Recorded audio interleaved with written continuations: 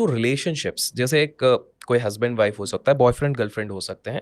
Now I am talking about straight people, I am not talking about bisexual, I am not talking about homosexual. ऐसे लोग जो एक normal relation थे लेकिन उसमें कुछ उथला पुथली थी. What could be the reason, how you suggested them, if at all you can remember of some case? क्योंकि हम प्री वेडिंग और पोस्ट वेडिंग काउंसलिंग्स के अंदर हैं, तो आजकल हम ये देखने की कोशिश करते हैं कि अगर डिफरेंसेस भी हैं तो क्यों हैं.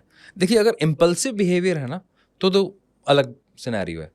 अगर दोनों के बीच में ये इंटेंट है कि हमें साथ रहना है, तो हम वहाँ पर हेल्प करने की कोशिश करते हैं. कैसे? हम ये समझने की कोशिश करते हैं, जैसे एक कॉमन सी प्रॉब्लम है कि ये ना एंजाइटी बहुत लेते हैं, हर चीज़ को लेकर स्ट्रेस में चले जाते हैं, बहुत ज़्यादा, मतलब कहते हैं कहाँ से दिमाग में कोई बात ले आते हैं, उसके अंदर वो लेके घूमते रहते हैं और फिर परेशान रहते हैं.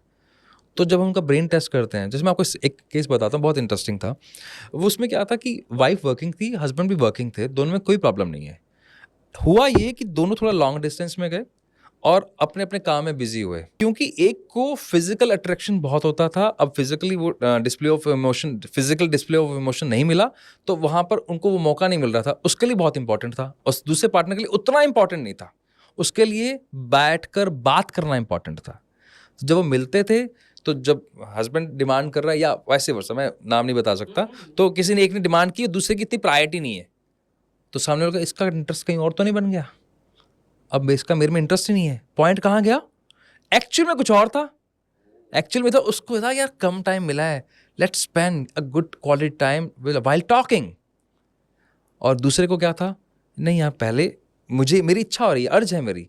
तो दोनों में यहाँ डिफरेंस है. इवन यहीं से डिफरेंसेस भी पैदा होते हैं. किसी को सेम जब इंटीमेसी के टाइम पे बातें करना पसंद है और किसी को नहीं पसंद, और इस वजह से भी हमने देखा डिस्प्यूट्स होते हुए कि बहुत गलत तरह की बात है, कुछ भी बोलते हैं, और मुझे बिल्कुल चुप रहना पसंद है. मुझे, जिसको कई बार बोल देते हैं कि है ना, मुझे इतना कनेक्टेड फील नहीं होता वाइल इंटीमेसी. क्यों? आप दोनों के पैटर्न्स अलग अलग हैं. आप जब बैठते हो, एक दूसरे को साइंटिफिकली समझते हो, तब आपके दिमाग में क्लियर होता है कि इनका इंटेंट नहीं है, इनका ब्रेन ऐसा है. वहाँ आपको एक्सेप्टेंस आ जाती है. एक्सेप्टेंस आते ही आपका रिलेशनशिप शब्द जो मैं समझ रहा हूँ वो है एक्सेप्टेंस.